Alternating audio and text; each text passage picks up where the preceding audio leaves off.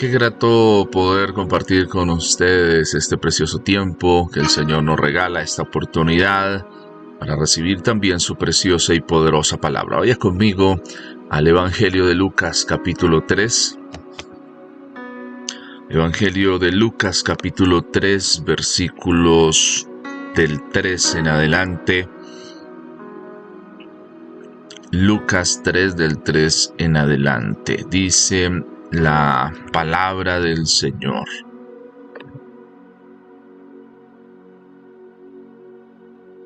Y él fue por toda la región contigua al Jordán, hablando de Juan el Bautista, predicando el bautismo del arrepentimiento para perdón de pecados, como está escrito en el libro de las palabras del profeta Isaías, que dice: voz del que clama en el desierto, preparad el camino del Señor.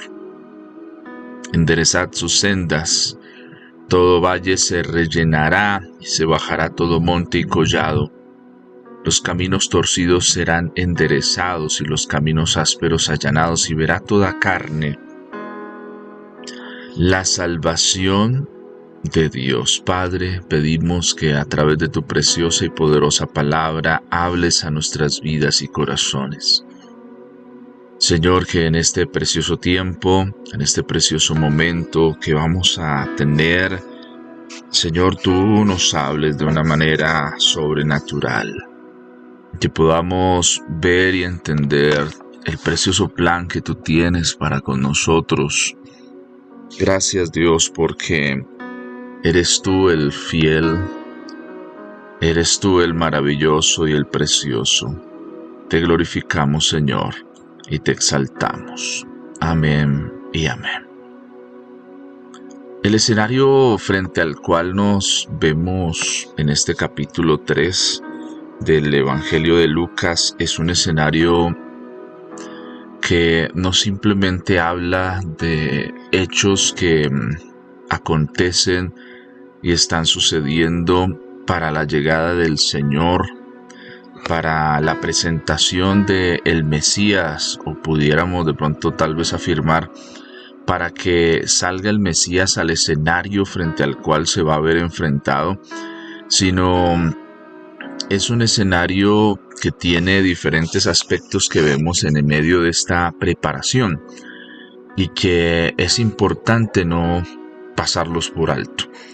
Le invito a que pueda escribir otra vez este título, que es Preparad el camino, y que hoy podamos por un momento centrarnos y ver varios aspectos interesantes e importantes dentro de esta preparación de la cual está escribiendo Lucas.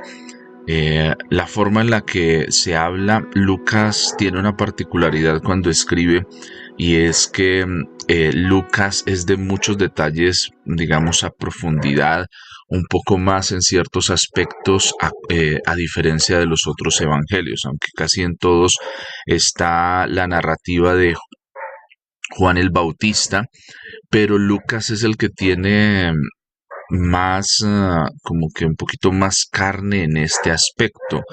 Los otros evangelios lo narran de una forma, el tema del bautismo de Cristo, no tan profunda, pues dependiendo un poco su enfoque, pero Lucas sí cuida muchos detalles. El evangelio de Lucas es un evangelio de detalles más desarrollados en cuanto al tema de Juan el Bautismo, lo que él hace, el llamado que él está desarrollando, las preguntas que hacen las personas que se acercan a encontrarse con el bautismo de Juan, porque Juan no simplemente es un profeta por ahí que salió en el desierto y que dice unas cosas y que el Señor lo bautice, sino Juan ha hecho todo un desarrollo de preparación para lo que es la llegada del Mesías, incluso de los discípulos que tenemos y que Jesús llama y que lo siguen y que van con él y que están escogidos entre los 12. Hay discípulos que su camino y su recorrido lo empezaron al lado y a los pies de Juan el Bautista. Es el caso de Andrés, ¿sí? El hermano de Pedro. Él fue discípulo primero de Juan el Bautista, estuvo enseñado por Juan y después deja a Juan y continúa su camino. Cuando estoy hablando de deja, es más que continúa su llamado para ir con Jesús y tener un desarrollo diferente dentro de su proceso de formación. Entonces, la parte y la irrupción en la escena de este personaje, Juan el Bautista, aunque digamos, no se centran los evangelios en su historia, porque los evangelios están mirando hechos importantes de la vida de Cristo y escribiendo a públicos muy específicos o de forma muy particular. Cada uno construye la historia que se está desarrollando alrededor de Jesús, pero sí hay detalles que encontramos solo en el Evangelio de Lucas. Y uno de los interesantes es que Lucas trae a colación que lo que pasa con Juan el Bautista no es simplemente algo al azar, sino que forma parte de un plan que viene trazado mucho tiempo antes, porque Lucas está usando las palabras que fueron escritas por el profeta Isaías mucho tiempo antes, más o menos, pudiéramos decir casi más de 1000 años antes o mucho más tiempo atrás de ese momento que escribe Isaías. Cuando Isaías escribe, Isaías es el que en el marco de su profecía, de su escrito, es el que escribe eso directamente: voz del que clama en el desierto, preparad el camino, enderezad sus sendas, todo valle se rellenará y se bajará todo monte y collado, los caminos torcidos serán enderezados y los caminos ásperos allanados, y verá toda carne la salvación de Dios. Entonces aquí está ocurriendo un hecho que no es solo el bautismo de Jesús, sino que nos muestra una correlación a lo largo de la historia del plan que el Señor tiene y cómo todo lo que acontece de una u otra forma sirve y prepara el camino para el Mesías. Cuando hablamos de preparar el camino, el verbo que encontramos en el griego para hablar de esa preparación es getoimaxo. Getoima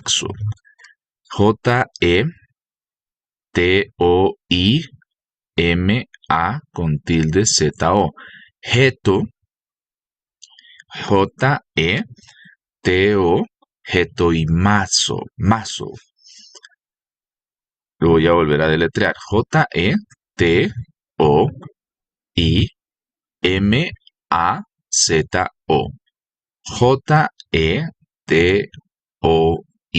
Getoimazo, getoimazo.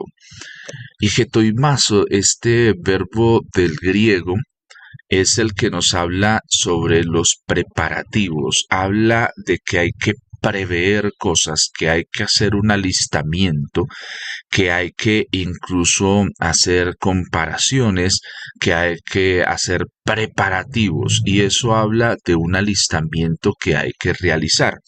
Entonces Lucas usa este verbo para denotar eso. No es casual la llegada de Juan el Bautista, pero tampoco es casual el plan que el Señor tiene y que Juan vaya primero como el enviado a preparar el camino para que venga el Salvador y a dilucidarnos qué es necesario para poder recibir a este Salvador, a este Mesías. Es como el anunciador que va adelante, el promocionador, o de pronto a veces, si lo llevamos de pronto a términos un poco más de hoy, es la persona que abre los espacios siempre que hay eventos. Hay alguien que es el encargado de la apertura, de preparar el ambiente. Es como el telonero que nos va presentando varias cosas. Pero esta connotación de preparar, nosotros tenemos que verla no solo en el tema espiritual, sino cómo Dios ha hecho toda una preparación, y Dios da una palabra con Isaías, que esa palabra no solo tiene una connotación en el ámbito espiritual, sino es una palabra que hace trabajar a toda la humanidad en esa preparación de ese camino. ¿Por qué? Porque tiempo después de Isaías está el profeta Daniel, quien también en su libro encontramos una profecía muy dilucidada de cómo Dios va a preparar ese camino para la llegada del Salvador. Y eso no solo eh, em, es la llegada del Salvador, un hecho que acontece en un momento de la historia, en este primer siglo que nosotros conocemos, porque la historia empieza a nosotros a compartirse que viene un antes de Cristo, unos hechos que suceden antes de la llegada de Cristo y hechos que suceden después de la llegada de Cristo, marcando la hora cero, la venida del Salvador. Y esas cosas no son simplemente casualidades o que empiezan a dilucidarse en el panorama mundial y global así porque sí, sino también forman parte de esa declaración que Dios ha hecho a través del profeta Isaías de que hay que preparar ese camino para que llegue el Salvador. Y la preparación no es algo que solo competa a los que conocemos la Biblia, a los que están siendo los herederos de la palabra, en este caso el pueblo de Israel, los judíos, sino también nos compete a todos como tal. ¿Por qué? Isaías da la profecía, digamos, inicial de ese aspecto, pero también Daniel ve en la construcción de cómo se desarrollan todos los imperios, porque él es el que ve esa estatua que en el sueño que ve el mismo Nabucodonosor. Nabucodonosor está recibiendo una revelación que Daniel después entiende que forma parte del plan de Dios, siendo Nabucodonosor no un rey cristiano ni tampoco formando parte del pueblo judío, pero eso le permite a Daniel dilucidar que el plan de Dios no solo se mueve con una nación que Dios ha escogido, sino que es un plan que afecta todo lo que acontece y que Dios tiene algo establecido y todo lo que va pasando en la historia también ayuda a la preparación de la venida de lo que presenta Isaías. Daniel lo interpreta a través del sueño como la presentación del Hijo del Hombre, ¿sí? Que es importante, uno de los títulos que Jesús también se da a conocer y se conoce como el Hijo del Hombre, y que viene Lucas, el escritor del Evangelio, a tomar y pudiéramos decir a beber de esa revelación y presentarla aquí a través de Juan el Bautista. No sé, Isaías no sabe quién ni conoce el destinatario directo, en este caso no conoce a Juan. Sí, Isaías nunca lo ha visto, pero Dios en su plan sí lo tiene establecido. Daniel habla del Hijo del Hombre, pero no habla del título, pero no conoce cómo va a ser este Hijo de Hombre. Pero en Lucas vemos cómo esto empieza a tomar una relevancia importante porque está la voz del que clama en el desierto. Nosotros hoy la entendemos cuando leemos la escritura como, fue Juan el Bautista. Ellos todavía no, porque ellos no tienen la escritura, todo el desarrollo que nosotros hoy sí tenemos. Desde que la escritura ha sido compilada en el canon bíblico, para nosotros es mucho más claro entender cosas que para ellos de pronto en las épocas que estaban viviendo no eran tan claras y de la misma manera. Entonces tenemos la voz que clama en el desierto encarnada en Juan el Bautista, que es el que es primo de Jesús, pero con quien Jesús nunca a lo largo de su vida se ha visto. Y una de las cosas que se hablaba de este Juan el Bautista por comentarios de diferentes personas era que Juan en su predicación siempre tenía un acto para poder identificar quién era Jesús, porque no se conocían, no era como en esta época que tenemos, bueno, mis familiares, tengo una imagen, tengo fotografías, tengo las redes sociales para buscar a una persona.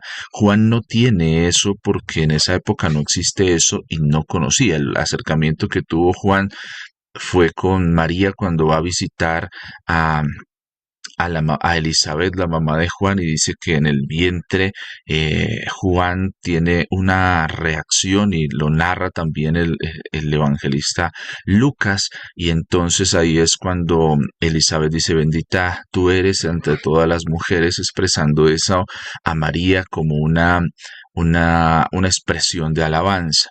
Y entonces Juan no tiene ese conocimiento, y lo que él hace en su predicación muchas veces es recitar eso, porque Juan siempre dice, yo estoy preparando el camino porque viene uno mayor que yo, que va que es importante que ustedes conozcan. Y varios comentaristas dicen que parece que Juan hace lo siguiente de forma impactante en su quehacer de bautismo.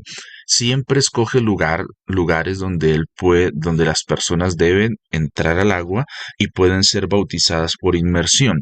Pero Juan hacía algo, y era como alistar un camino de forma literal. Cogía piedras y las organizaba para que las personas estuvieran pendientes, y organizaba ese camino mientras recitaba el libro de Isaías que dice, preparad el camino.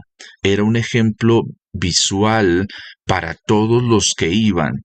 Pero también Juan hablaba del enviado, y entonces la forma de poder identificar cómo era el Cristo, quién era el Cristo, era que el Cristo, a diferencia de muchos, iba a tener la valentía de pasar por ese camino que él está con piedras en el Jordán construyendo. Muchas personas iban al bautismo de Juan, pero no se atrevían a pasar por ahí. Pues Jesús, cuando va, eh, se, muchos comentaristas dicen, fue la forma de poder Juan identificar que sí era Jesús, porque entendió, Jesús dice que sí, pasaría por ese camino, y esto, como les digo, son comentarios que encontramos, no está escrito así en la Biblia. Pasaría por ese camino, y entonces así es que Juan lo reconoce, porque hay una charla y una conversación que también los evangelios muestran, de cuando Juan le dice, no, pero es mejor que tú me bautices porque es que tú eres el mayor que yo, y Jesús le dice, no, necesitamos que se cumplan las escrituras, entonces hagámoslo en ese orden. Tú eres el que tienes que bautizarme, entonces continuemos, no nos saltemos ninguna de las cosas que tenemos que hacer. Entonces, en esa preparada del camino, Juan es importante, pero también es importante que nosotros podamos ampliar el panorama y ver qué es lo que está también pasando. Que, que lo entendemos cuando miramos desde la interpretación que hace Daniel del sueño de Nabucodonosor, y cómo ahí el Señor desde ese momento empieza a preparar la venida del Señor. ¿Por qué Jesús no viene antes? No sé si alguna vez usted se ha hecho esa pregunta. ¿Por qué Jesús no viene de pronto cuando el pueblo estaba en la esclavitud de Babilonia? ¿Por qué Jesús no viene en la época de David? ¿Por qué Jesús viene en ese momento y no viene posterior? Y es que en ese momento hay varias cosas que el Señor en la historia de la humanidad ha preparado. Una de las cosas que ha preparado el Señor es que existió antes del Imperio Romano, estuvo el Imperio Griego. Y el Imperio Griego hizo algo que es importante para la llegada del Señor, y es la creación de un idioma que sea casi que el idioma universal. Hoy en día conocemos nosotros el inglés como uno de los idiomas más universales, ¿sí? En todo lado, por lo general, se puede hablar inglés. En esa época también es importante porque el griego ayuda al desarrollo de la escritura. La escritura de la Biblia está escrita en dos partes. Una es en el hebreo, todo lo que es el canon del Antiguo Testamento, pero ese canon después pasa por algo que se conoce la Septuaginta, que escogen 70 personas que hacen la traducción del Antiguo Testamento. Septuaginta viene de eso, la traducción de los 70, y entonces después de que hacen un análisis ven que es una correcta traducción del hebreo al griego, y entonces nace la Septuaginta, y el griego es el idioma universal en el cual se escribe el Nuevo Testamento. y el cual permite que el mensaje del Señor pueda correr alrededor del imperio romano de una forma increíble, corra la palabra del Señor. Entonces, ese hecho es importante, ¿sí? Y es un detalle importante. Cuando Jesús llega, ya el idioma griego existe como el idioma, digamos, más conocido a lo largo del imperio romano. Otro de los aspectos bien, y recordemos que aún en la cruz de Cristo se escribe en hebreo, griego y arameo, que es que escriben Jesús el Rey de los judíos, ¿sí ven? Ahí están en hebreo, pues para los que son como tal judíos, en griego, porque es el idioma, y el arameo, que es otro de los idiomas que también es importante dentro del desarrollo de la escritura. Entonces, el imperio griego aporta eso. ¿Sí? Los griegos con Alejandro Magno a la cabeza aportan eso. De Alejandro Magno que aún en la profecía de Daniel se habla de los tiempos y de lo que va a pasar, porque Daniel vive mucho antes de que exista eso, ve la interpretación con Nabucodonosor. Entonces, del imperio de griego que está construyendo Alejandro Magno, es donde nace de esa separación que hay de ese imperio en cuatro partes. De ahí, de una de esas, es que viene el imperio romano. ¿Y por qué es el imperio romano tan importante en el plan de la preparación del camino para la llegada del Mesías?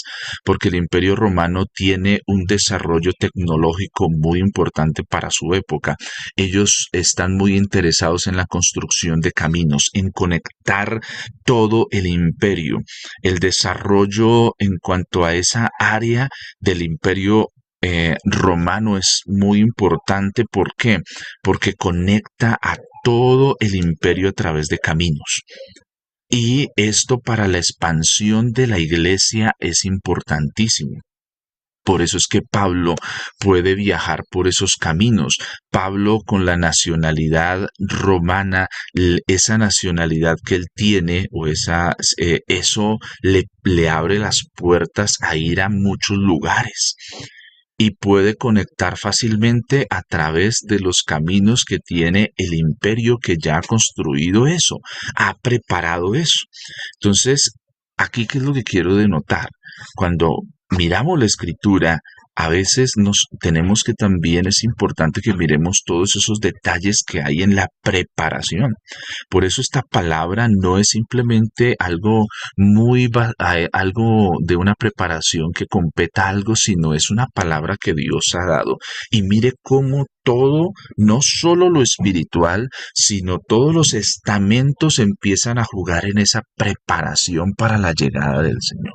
Aunque los hechos ocurren en Judea, en lo que se conoce en Judea, en Jerusalén, en Galilea, se van a desarrollar todos estos hechos de la vida de Cristo, pero todo alrededor hay una preparación, un alistamiento que nos muestra que no es al azar lo que el Señor hace y que la palabra tiene una connotación bien profunda dentro de eso. Entonces aquí es a donde quiero que hoy lleguemos con esta primera parte de esta reflexión, y es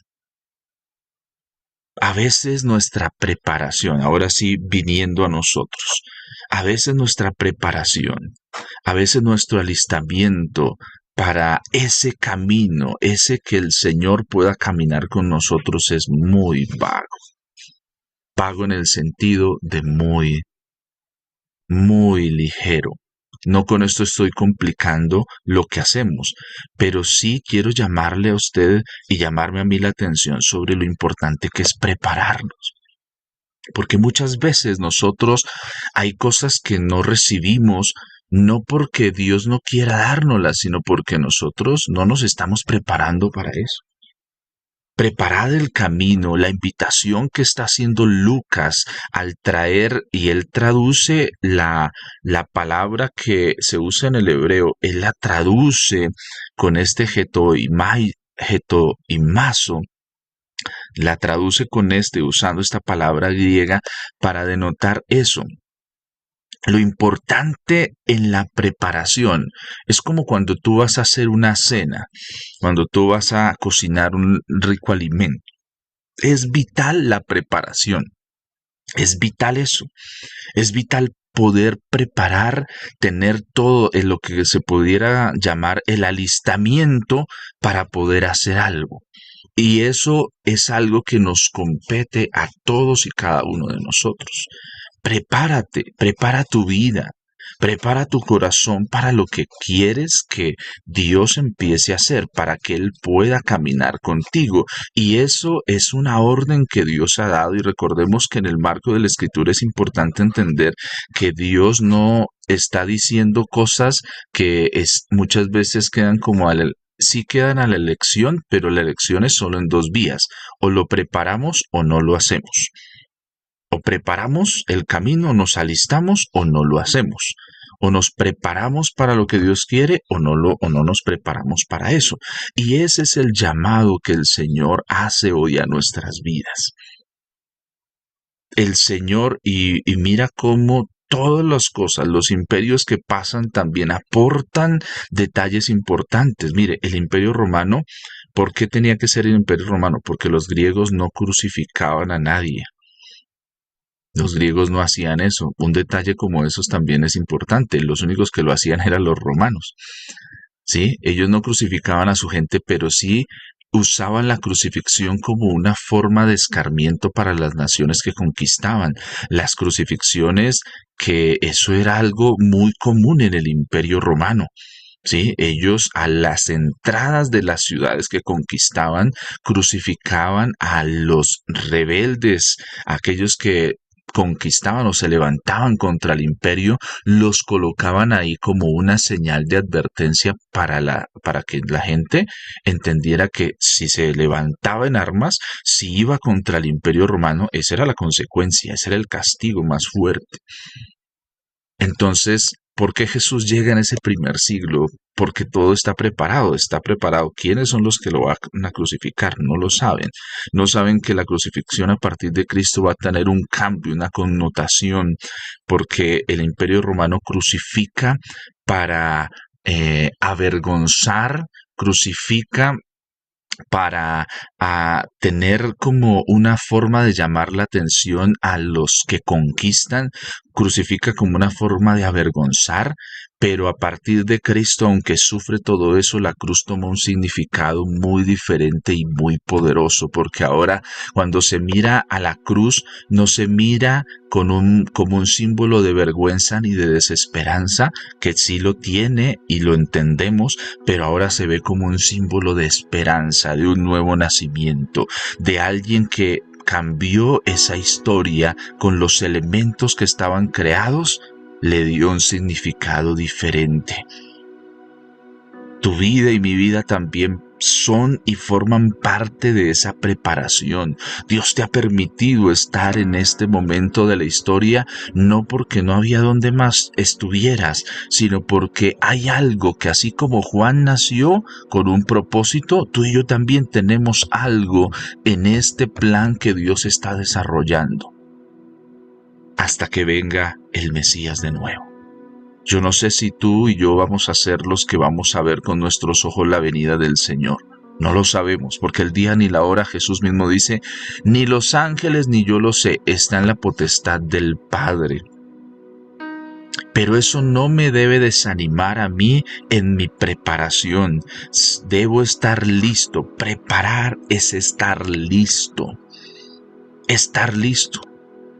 Y a veces la dificultad a la cual nosotros nos enfrentamos es que como el Señor no viene, como las cosas no suceden pronto, nos relajamos y no estamos listos. No podemos olvidar que tenemos que estar listos, que todos los días enfrentamos luchas, enfrentamos situaciones, pero tenemos que estar listos. Preparar habla de estar listos. Preparar habla de tener las cosas cuando son. No sé si alguna vez a usted le ha pasado de pronto que usted se va a algún lado, tenía que preparar algunas cosas y llega allá y le faltó algo y usted, se me quedó. ¿Y ahora? ¿Y ahora qué hago? No, y me toca devolverme. No, Dios mío. Me ha pasado algunas veces con los eventos, pero ¿por qué me pasó eso? ¿Por qué me ha pasado eso? Porque fallé en la preparación, porque no fui cuidadoso, no fui juicioso. Prepárate para recibir lo que Dios tiene. No vivamos la vida simplemente asistimos a la iglesia, nos conectamos, tan linda la palabra. No, escribe, toma apuntes, es por tu crecimiento. Ora al Señor lo que Dios me da el privilegio de compartir contigo, es la puerta abierta. Mira que imagínate lo que va a pasar, o sea, la historia, cuando tú lees la Biblia y empiezas a entender el plan de Dios, es una historia tan apasionante que Apocalipsis describe y dice que conocemos del Señor. Van a suceder los hechos que van a suceder y que ya están escritos, porque eso va a suceder. Pero cuando estemos en el cielo, dice que por los siglos de los siglos vamos a tener tiempos para conocer de Dios su profundidad, conocer hechos tan preciosos que aún ni siquiera están escritos, porque cuando uno mira la revelación de Dios hay cosas que todo no está. Hay cosas que vamos a seguir descubriendo. Entonces yo no sé si usted hoy tiene en usted esa llama y esa pasión de llegar al cielo. Yo no sé si usted a esto que hemos estado compartiendo, la palabra que se comparte, a usted le dice, no, yo no quiero perderme el estar en el cielo, yo quiero estar con el propósito de Dios, y si aquí en la tierra soy un instrumento en las manos de Dios, pues Señor, aquí tienes unas manos dispuestas, aquí tienes una voz dispuesta. Esto que se comparte de la preparación busca eso.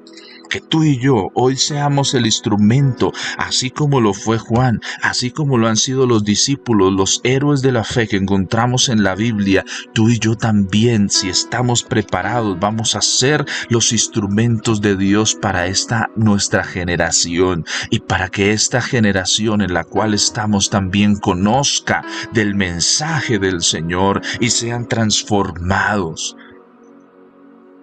¿Y por qué? Porque vamos camino a una eternidad donde será algo emocionante. Mi hermano, hay gente que se emociona por un partido, por un concierto, y no estoy diciendo que esté mal, está bien, pero son emociones pasajeras. Disfrútelas, disfrute su cumpleaños, disfrute esos momentos de felicidad que usted tiene, pero hay un momento, hay una preparación mayor, y es disfrutar el estar en la casa de Dios, disfrutar el estar en el plan de Dios, disfrutar el saber que voy camino al cielo porque estoy preparado, estoy listo. Preparado habla de estar listo. ¿Tú estás listo? Si hoy suena la trompeta, ¿estamos listos? Si hoy es el último día, de pronto que el Señor diga, ya no más, ya, el Padre diga, ya, lo que fue, como el juez que está mirando el partido y mira el reloj. Siempre lo miro así, se está jugando el partido y el juez tiene el pito, pero nadie sabe, sino el juez, cuándo se va a terminar el juego. Los jugadores están en la cancha, dan su mayor esfuerzo, defienden, van, vienen, el uno va para aquí, el otro va para allá, cada uno aporta, pero el que determina cuándo ya se terminó el partido, ya no hubo más, no hubo una última oportunidad, es el juez. Y está ahí mirando. Y de pronto los jugadores lo ven y ven que el juez de pronto no está mirando el reloj. De pronto ahí podemos meter un gol, podemos ganar todavía el partido, pero va a llegar un momento en el que el juez dice, se acabó el partido, terminó. Yo no sé si hoy sea el día, esta semana, en los próximos meses sea eso, pero tenemos que estar preparados, listos. Mi hermano con su maleta para irse al cielo lista, preparada, porque no sabemos el día ni la hora. Eso es la invitación que está haciendo Lucas, por eso tanto detalle. Por eso tan importante eso, Lucas está viendo, preparar el camino como eso. Por eso prepara aún su evangelio con esa riqueza, con esos detalles, para que cuando tú y yo lo leamos, no pasemos por ahí rápido, no, si lo podamos pensar, preparar el camino. Un llamado de advertencia para tu vida y para mi vida. La vida cristiana necesita prepararse. Necesitas prepararte. Y prepararte no solo habla de la formación, de tu crecimiento teológico, de tu crecimiento en escudriñar las Escrituras, sino habla de tu actitud también, estar listo. Estar listo y dispuesto a ser un instrumento en las manos del Señor. Vemos a un Juan que está dispuesto a ser un instrumento en las manos del Señor. Pero aquí, yo sé que tú que me escuchas, que me puedes tal vez ver, estás también en el plan de Dios y estás preparado. Hay una labor preciosa que vas a hacer. No le hagas el quite. Hay una labor, mira, de pronto te has preguntado, es que yo ni siquiera sé. Yo no sé hablar, yo no sé hacer, no te preocupes. Prepara tu vida. Aprende a escuchar la voz de Dios, déjate dirigir por Él y Él va a poner palabras en ti. A través de su precioso Espíritu Santo, Él va a bendecir tu vida. Yo quiero orar por ti. Ahí donde tú estás, levanta tu voz al Señor y dile, Señor, yo estoy aquí. Señor, perdóname tal vez si he sido muy descuidado con mi vida. Perdóname, Señor, si a veces me he dejado sacar del camino por malas experiencias que he tenido, tal vez en mi vida espiritual, tal vez en las experiencias en mi vida laboral me han sacado de tu camino, tal vez las experiencias en mi vida emocional me han sacado del camino y he olvidado lo importante, la preparación de mi camino, de mi caminar contigo. Señor, muchas veces nos hemos excusado en cosas y no hemos sido juiciosos para preparar el camino, pero hoy venimos a ti, te pedimos, Señor, que nos ayudes. Padre, ayúdanos. Hoy queremos tener la conciencia de preparar el camino. Señor, tú estás anhelando caminar a nuestro lado, caminando con nosotros, pero a veces nosotros, perdónanos porque hemos hecho estorbo a tu plan, porque nosotros no hemos sido juiciosos para prepararnos, para estar listos. Señor, has querido usarnos, pero han sido más nuestros miedos, nuestros temores. Muchas veces nos han tenido ahí y no hemos podido ir con libertad a disfrutar del propósito que tú tienes. Señor, ayúdanos, quita el velo que tal vez ha cubrido nuestra mente y no nos ha permitido ver, Señor, el instrumento tan precioso que somos en tus manos. Señor, perdónanos porque a veces con nuestras palabras nos herimos, nos maltratamos. Pero hoy estamos aquí, yo oro, Señor, para que tú obres ahora mismo, Espíritu Santo. Los dones, talentos y habilidades empiecen a surgir. Señor, los ministerios empiecen a surgir. Señor, como iglesia queremos estar preparados. Señor, como las vírgenes sensatas, con nuestra lámpara encendida y con el aceite listo. Señor, así queremos estar. Perdónanos si muchas veces no hemos provisto aceite y nuestra lámpara se ha apagado. Pero no ha sido por ti, sino por nosotros. Pero danos hoy la oportunidad, Señor, de alistarnos y prepararnos para lo que tú quieres hacer. Ahí el Señor está contigo, el Espíritu Santo está a tu lado. Hay una oportunidad, no es ni la edad, no importa si estás con muchos años. Si te preparas, Dios puede hacer contigo algo precioso. Te puedes dar un buen fruto para el Señor. Puedes dar para Él algo inimaginable, algo que inclusive comienza contigo y trasciende generaciones hasta que Cristo vuelva. Señor, ayúdanos y fortalécenos. danos de tu gracia, de tu favor y de tu misericordia y de tu bondad en medio de este tiempo, en el nombre de Jesús. Amén y amén.